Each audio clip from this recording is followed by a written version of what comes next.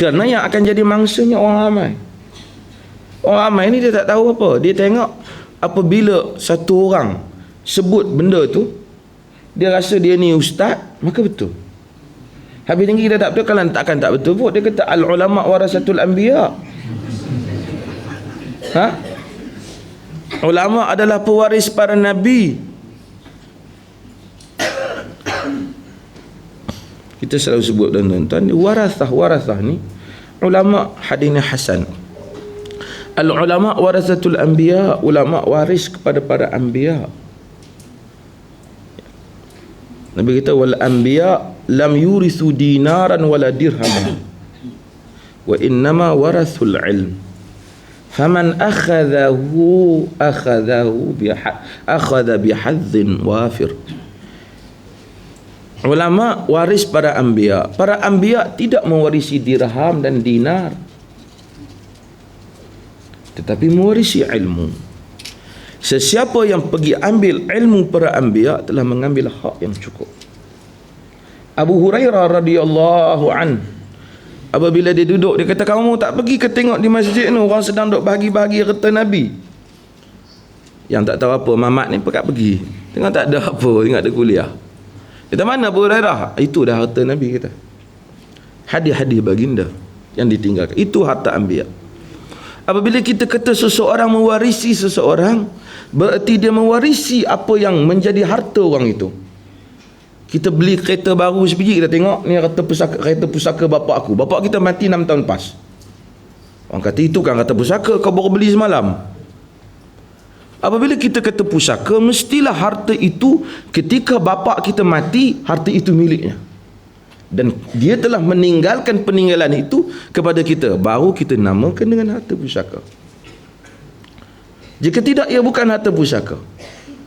Ulama mempusakai anbiya jika mereka mempusakai ilmu dan apa yang dilakukan oleh para anbiya. Jika mereka buat benda baru, mereka bukan pusaka anbiya. Simple saja.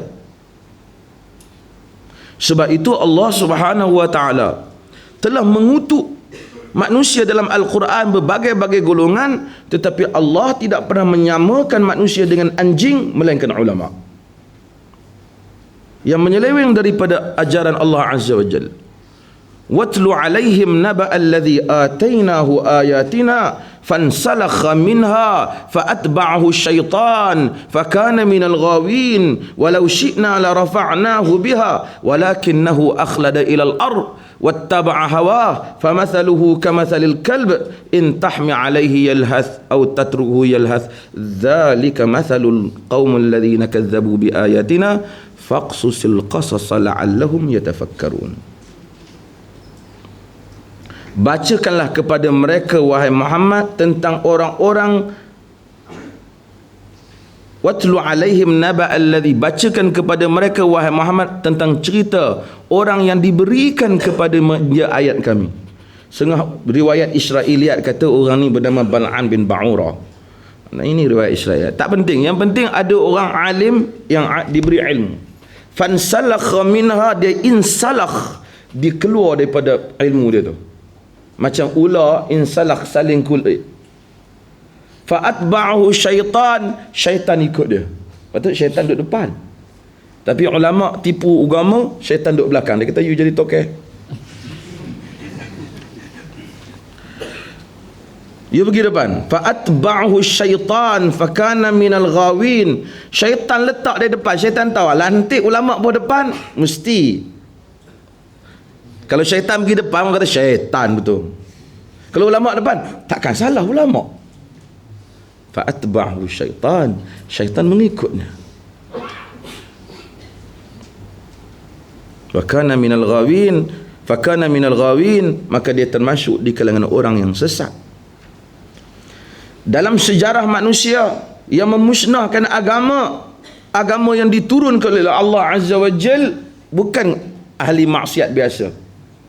Kaki zina, dia memusnahkan agama, amalan diri dia, hubungan dia dengan Allah. Kaki arak, dia memusnahkan hubungan dia dengan Allah. Tapi ulama yang menyeleweng, dia memusnahkan agama itu sendiri, dan kesannya besar.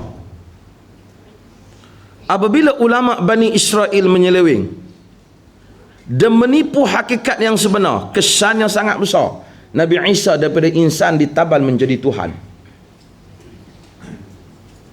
Perbuatan menabalkan Isa menjadi Tuhan bukan kerja kaki zina, bukan kerja kaki minum arak dan kaki judi, tetapi kerja ulama Bani Israel.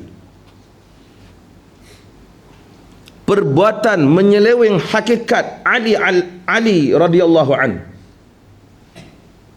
bukan kerja orang biasa, tetapi ahli-ahli ilmu di kalangan pengikut Ali. Ulama-ulama Syiah.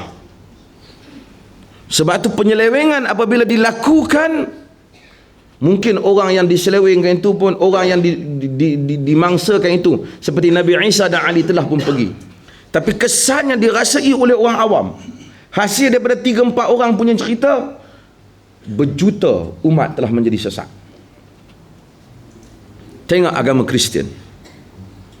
Sebab tu Allah Subhanahu wa taala sentiasa memberikan amaran terhadap ahlul kitab. Allah sentiasa memberikan amaran demi amaran pada Quran, di dalam Al-Quran mengenai ahlul kitab, orang yang tahu kitab.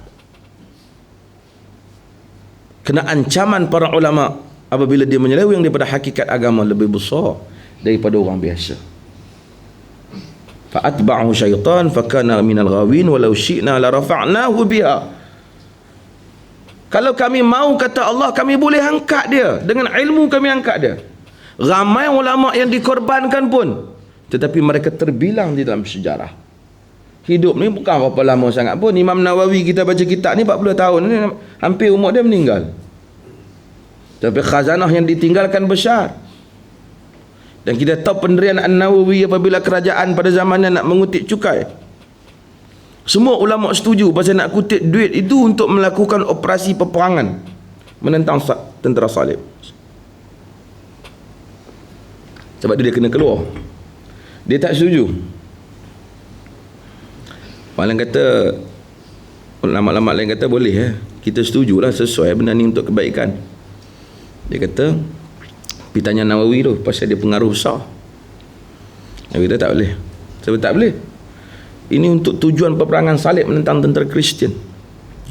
Dia tak boleh dengan syarat, aku dengar cerita istana kau kaya dah. Orang-orang yang berada di istana kau dengan begitu kemewahan dan hartanya melimpah-limpah, kau keluarkan duit-duit istana tu yang melimpah lebih-lebih tu, kau bagi perang salib, tak cukup kau bagi ketua aku, kau keluar fatwa. Lalu dia dikeluarkan daripada kampung halaman dia kerana bantahan berkenaan. Umur singkat je, kesan besar.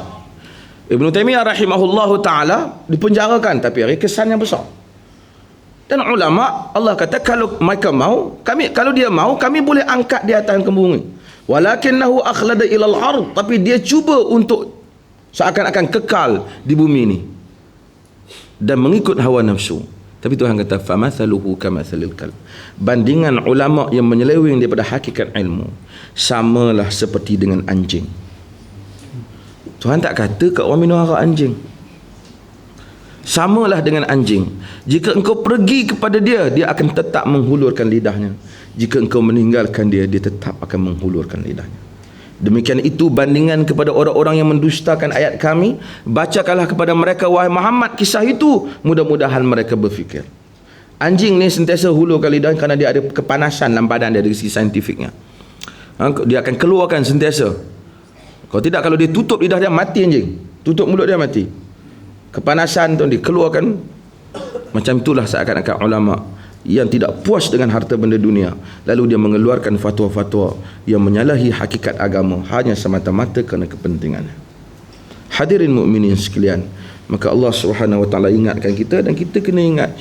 Dan kita pun jangan mudah-mudah kutip apa saja yang orang kata kutip.